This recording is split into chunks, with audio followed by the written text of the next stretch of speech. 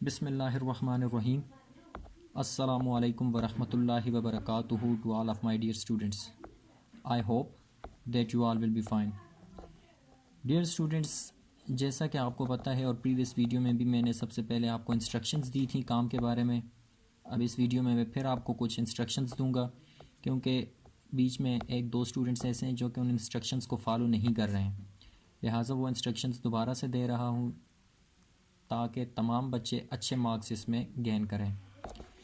तो पहली बात ये कि मैंने आपको काम के बारे में बताया कि होमवर्क आपने लिखना है वर्कशीट्स पर। अब एक दो स्टूडेंट ऐसे थे जिन्होंने बीच में वो नीट कापी से या वैसे कापी से पेज फाड़ के और बस उस पर काम लिख के वो उन्होंने चेक करवाया या वो उन्होंने पिक्चर उसकी भेज दी। तो अगर आप उस तरह से काम लिखेंगे और वैसा पेज होगा तो भले आपने प्रेजेंटेशन बनाई हो, भले राइटिंग साफ़ हो, भले काम कंप्लीट हो, एरर फ्री काम हो, फिर भी आपके मार्क्स डिडक्ट होंगे। लिहाजा इसका प्रॉपर पैटर्न ये है, मैंने आपको बताया था कि आप वर्कशीट्स लें, ठीक है। स्टेशनरी से नैरो लाइन शीट्स ले लें या वर्कशीट्स जो हमारे पास प्रॉपर होती हैं वो ले लें। उन पे आपने सबसे पहले प्रेजेंटेशन बनानी है। प्रेजेंटेशन में आपने कलर यूज़ करने हैं। उसके बाद हेडिंग पे ख़ास फोकस करना है। उसके बाद जिस दिन का काम लिखना हो ऊपर डेट मेंशन करनी है, सब्जेक्ट का नाम मेंशन करना है और उसके बाद आपने काम को लिखना है और काम भी ऐसे लिखना है कि बिल्कुल नीट एंड क्लीन हो और उसमें कोई भी मिस्टेक ना हो, बिल्कुल एरर फ्री काम हो, नीट एंड क्लीन हो, प्रेजेंटेशन हो। लिहाजा आई होप सो कि आप इन इंस्ट्रक्शंस को फॉलो करेंगे। और होमवर्क का ये स्केड्यूल था कि आपसे कहा गया था कि आपने मंडे को लाकर सबमिट करना है, एवरी मंडे को। लेकिन अब ये है कि चूँकि आपको क्लियर होगा, आपको स्कूल की तरफ से बता दिया जाएगा कि आपने कौन कौन सी डेट को स्कूल आना है। 6th क्लास 6th 7th में I think so 12th date को आना है। तो उसके बाद अब ये होगा कि जब आपकी क्लासेस लगा करेंगी, जब आप स्कूल आया करेंगे वीक में एक दफ़ा, तो तब आप अपना वो काम साथ लेकर आएंगे और वो काम फिर उधर चेक किया जाएगा और इसके मार्क्स आपके फाइनल टर्म में, एनुअल टर्म में ऐड होंगे। अब अगर कोई बच्चा है जो काम कंप्लीट लिख रहा है लेकिन प्रेजेंटेशन पे फोकस नहीं कर रहा, भले उसकी मिस्टेक्स नहीं है लेकिन प्रेजेंटेशन नहीं है, फिर उसके मार्क्स डिडक्ट होंगे। लिहाजा अगर आपने मार्क्स स्कोर करने हैं, ऑब्टेन करने, अच्छे नंबर लेने हैं एनुअल टर्म में और या ऑनलाइन क्लासेस में, तो आप काम को पहले नंबर पर पहली बात यह कि वर्कशीट्स पर कीजिएगा, दूसरे नंबर पर मार्जिन लाइंस ड्रा कीजिएगा, थर्ड नंबर पे प्रेजेंटेशन पे ख़ास फोकस कीजिएगा कलरिंग वगैरह करके, और फोर्थ नंबर पे एरर फ्री काम होना चाहिए, यानी कि कोई मिस्टेक ना हो। आई होप सो कि ये इंस्ट्रक्शंस अब आप सब फॉलो करेंगे। तो अब moving towards our today's lecture, and as you know well that in the previous lecture we have started the unit number 13, that was electricity. And now, before starting our today's lecture, I am going to ask few questions from you about the previous lecture which we have learned on the other day, so you'll have to answer their questions. And the first question is, who are electricians? Electricians कौन होते हैं? If anyone asks from you, how you'll answer that question? You must have remembered that I have already asked that question in the previous lecture, and you have written that question on your neat copies, on your worksheets. So what will be the answer of that question? Who are electricians? People who work with electricity. People who work with electricity and electrical devices in our homes and factories are called electricians. People who work with electricity, वो लोग जो बिजली का काम करते हैं, and electrical devices और बरकी आलात का, इन आवर होम्स हमारे घरों में, एंड फैक्ट्रीज और फैक्ट्रियों या कारखानों में, आर कॉल्ड इलेक्ट्रीशियंस, उनको इलेक्ट्रीशियन कहा जाता है। यानी कि वो लोग जो बिजली का काम करते हैं और बरकी आलात का काम करते हैं, कहाँ पर, हमारे घरों में या फिर किसी फैक्ट्री वगैरह में, तो उन्हें हम क्या कहते हैं, electricians.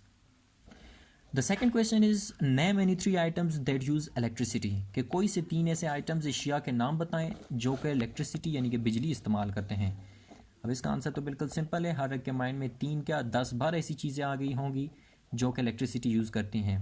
So what will be the answer of that question? Its answer will be washing machines, electric cookers, electric lamps, bulbs, energy savers, computers, laptops, chargers, all of these things use electricity. So these are the few to questions about the previous lecture which we have learnt on the other day, and now moving towards our today's lecture. For that purpose, you will have to open your book from page number 129. Open your books from page number 129. Are called electricians. Electricity is generated at power stations by generators. One thing, you will have to take a pen or pencil in your hand. If there is any new word, I'll tell you, you will have to write there that new word English meaning and its Urdu meaning on your book. So, electricity is generated at power stations by generators. First of all, underline the new word generated. Generated. The English meaning of the word generated. The English meaning of the word generated is created or produced. Created or produced. पैदा हुई या पैदा की. At power stations by generators. Mostly in their chapters there are few words which you will have to pronounce in Urdu, like generators. When we will translate it into Urdu, we'll say pronounce these words as generators. यानी कि कुछ ऐसे अल्फाज हैं जिन्हें अगर हम उर्दू में भी पढ़ेंगे तो वैसे ही प्रोनाउंस करेंगे, जैसा कि जनरेटर्स तो जनरेटर्स, पावर स्टेशंस तो अब ताकत वाला स्टेशन तो बोलेंगे नहीं, power stations, these will be more suitable. So electricity is generated at power stations by generators. बिजली जनरेटर के ज़रिए पावर स्टेशन में पैदा होती है. बिजली जनरेटर्स के ज़रिए पावर स्टेशन में पैदा होती है. The generators are driven by fossil fuels, nuclear reactors, water and wind energy. Driven का मतलब हमारे पास है चलना. Drive, drove, driven. ठीक है, चलना या चला, चलती हैं by fossil fuels. Fossil fuel से मुराद हो जाएगा कुदरती ईंधन. न्यूक्लियर रिएक्टर्स को हम न्यूक्लियर रिएक्टर्स ही पढ़ेंगे. वाटर एंड विंड एनर्जी, वैसे विंड का मतलब हवा, एनर्जी का मतलब तवानाई, लेकिन यहाँ पर हम हवाई चक्की कर लेंगे. तो the generators are driven by fossil fuels, nuclear reactors, water and wind energy. Generators कुदरती ईंधन, न्यूक्लियर रिएक्टर्स, आबी और हवाई चक्की से चलते हैं. जनरेटर्स कुदरती ईंधन, न्यूक्लियर रिएक्टर्स, आबी और हवाई चक्की से चलते हैं. Other energy sources include solar photovoltaic and geothermal power. You will have to pronounce that word as photovoltaic. Photovoltaic. Other means दीगर. Other energy sources, दीगर तवानाई के ज़राए में, include शामिल हैं solar photovoltaic, Shamsi photovoltaic, and geothermal power और geothermal power. अब idiomatic translation of that whole sentence will be दीगर तवानाई के ज़राए में, दीगर तवानाई के ज़राए में शमसी फोटोवोल्टेक और जियोथर्मल तवानाई शामिल हैं. The electricity doesn't get to your house directly from the transmission grid. Underline the word directly.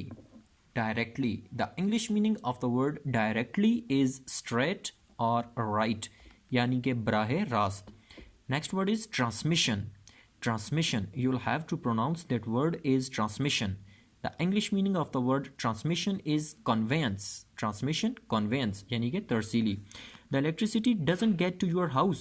बिजली आपके घरों तक नहीं आती डायरेक्टली, बराह रास्त, फ्रॉम द ट्रांसमिशन ग्रिड, तरसीली ग्रिड से. बिजली आपके घरों तक, बिजली आपके घरों तक तरसीली ग्रिड से बराह रास्त नहीं आती. Here underline the word grid. How you will define grid? The English meaning of the word grid is that a framework of spaced bars that are parallel to each other. यानी कि हमारे पास तारों की एक खास फ्रेम होती है, framework होता है जिसमें क्या होती हैं, वो एक दूसरे के पैरेलल होती हैं. तो क्या बोल रहा है कि बिजली ट्रांसमिशन ग्रिड से बराह रास्त आपके घरों तक नहीं आती. मीन्स टू से देयर आर फ्यू प्रोसेस. यहाँ पर एक हमारे पास एक प्रोसेस होता है जिसको फॉलो किया जाता है और तब वो बिजली हमारे घरों तक पहुँचती है. अब वो कौन सा प्रोसेस है वो हमें अब आगे डिटेल में बता रहे हैं. It is first moved down to the distribution grid. Distribution, the English meaning of the word distribution is allotment. Distribution, allotment. It is first move down to the distribution grid, allotment यानी कि तकसीम। सो पहले इसे तकसीम grid या distribution grid करें, तकसीम grid ना करें, पहले इसको डिस्ट्रीब्यूशन ग्रिड में चलाया जाता है। It is first move down to the distribution grid, इसे पहले डिस्ट्रीब्यूशन ग्रिड में चलाया जाता है, या डिस्ट्रीब्यूशन ग्रिड की तरफ चलाया जाता है। The distribution lines carry a lower voltage of electricity than the transmission grid. The distribution lines, तकसीमी लाइनें या distribution lines carry a lower voltage, इनमें कम वोल्टेज होती है, कम ताकत होती है, वोल्टेज होती है ऑफ इलेक्ट्रिसिटी, बिजली की, then the transmission grid, transmission grid की निस्बत। बामुहावरा तर्जुमा क्या हो जाएगा कि डिस्ट्रीब्यूशन लाइन्स में ट्रांसमिशन ग्रिड की निस्बत कम बिजली होती है, बिजली की कम वोल्टेज होती है। डिस्ट्रीब्यूशन लाइन्स में ट्रांसमिशन ग्रिड की निस्बत बिजली की कम वोल्टेज होती है। Moving towards the next page.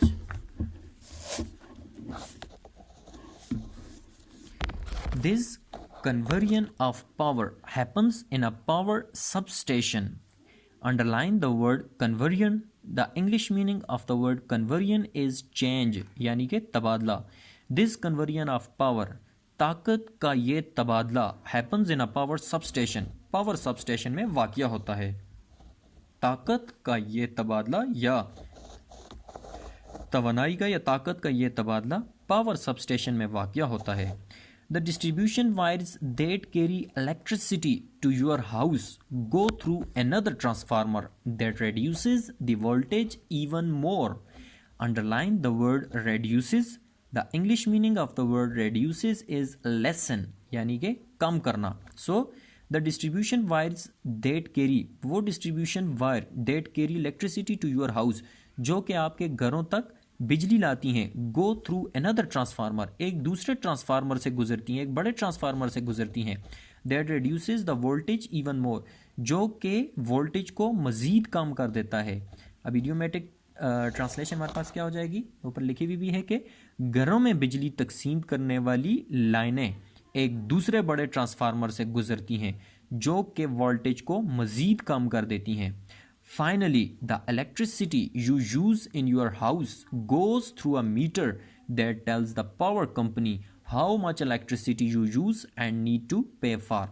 Finally, आखिरकार, the electricity you use in your house, जो बिजली आप अपने घरों में इस्तेमाल करते हैं, goes through a meter, एक मीटर में से गुजरती है।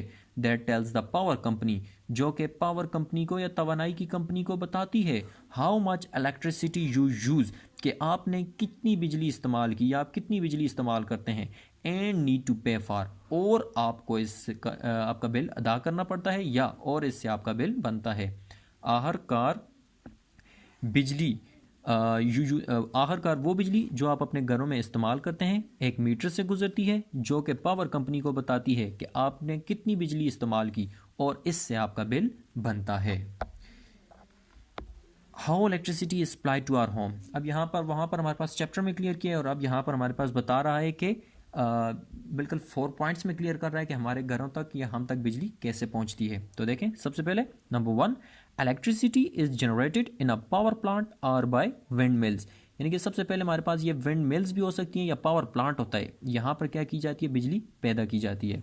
Electricity is carried to your neighbourhood transformer through a distribution line, और फिर ये जो हमारे पास आपके करीब में कोई ट्रांसफार्मर वगैरह होता है जहाँ पर भी, तो वहाँ पर क्या की जाती है, डिस्ट्रीब्यूशन, तकसीम में घरों में जो ले जाने वाली लाइनें होती हैं बिजली की, ठीक है, तो बिजली तकसीम करने वाली जो लाइनें होती हैं वहाँ पर बिजली को पहुँचाया जाता है। फिर क्या होता है, electricity travels on transmission lines, जो हमारे पास बिजली होती है ये क्या करती है, ट्रांसमिशन लाइन्स में ट्रेवल करती है। 4th नंबर पे है the transformer on the pole decreases the voltage of electricity before it enters your house. अब ट्रांसफार्मर का काम हमारे पास क्या है, वो ये है कि उसके ऊपर जो पोल मौजूद होता है वो हमारे घरों में बिजली जितनी एक उसकी जैसे आप बोल सकते हैं रेंज टाइप होती है, तो उस तक ही उसको क्या करता है, फिक्स करता है और फिर उसे हमारे घरों तक पहुंचाया जाता है। I think so the chapter we have completed. Now that chapter is completed, what the writer is going to tell us in that picture, the Beller Dam is on earth, filled dam located on the Indus river in Pakistan. Tarbela dam का बता रहा है कि ये हमारे पास पाकिस्तान में दरियाई सिंध में क्या है, वाक़या है। It's the largest earth field dam in the world. दुनिया में सबसे बड़ा हमारे पास अर्थ फिल्ड डैम जो है वो कौन सा है, तरबेला डैम है। It is located in the town Tarbela in Khyber Pakhtunkhwa. Khyber Pakhtunkhwa में हमारे पास एक कस्बा है तरबेला जिसका नाम है, और वहाँ पर ये वाक़या है, और ये इमेज आपको बताई हुई है। Now moving towards the main points of today's lecture, and the main points of today's lecture are: the first main point is that electricity is generated at power stations by generators. Electricity is generated at power stations by generators. The electric sources of electricity are solar, photovoltaic and geothermal power. The third point is the distribution lines carry low voltage. जो हमारे पास distribution lines होती हैं, these carry low voltage. The fourth point is change of power happens in a power substation. And the fifth, last but not the least point is meter tells the power company how much electricity you have used, and then you will have to pay for that electricity, that how much you have used. Now moving towards your homework. Your homework is to write the words, their English meanings and their Urdu meanings. I'm going to pronounce these words again for you, so pay full concentration towards me and pronounce these words with me after watching that video. The first word is generated. Generated, created, produced, पैदा की या पैदा हुई. Next word is directly. Directly, straight, right. Straight, right, बराह रास्त. Next word is transmission. Transmission, conveyance यानी कि तरसीली. Next word is distribution. Distribution, allotment. Allotment यानी कि तकसीम. Next word is grid. Grid means a framework of spaced bars that are parallel to each other. After that the next word is conversion. Conversion, the English meaning of the word conversion is change यानी कि तबादला. After that the next word is reduces. Reduces यानी कि lesson, कम करना. reduce, lesson, कम करना. सो आपका homework ये है कि आपने इन न्यू वर्ड्स को, इनके इंग्लिश मीनिंग्स को, इनके उर्दू मीनिंग्स को नीट एंड क्लीन अपनी वर्कशीट्स पे करना है.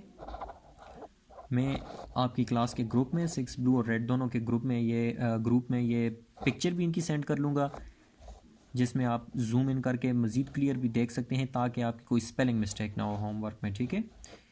सो अगर आपको इस पूरे टॉपिक में कोई कन्फ्यूजन हो तो आप पूछ सकते हैं. That's it. Thanks and have a nice day.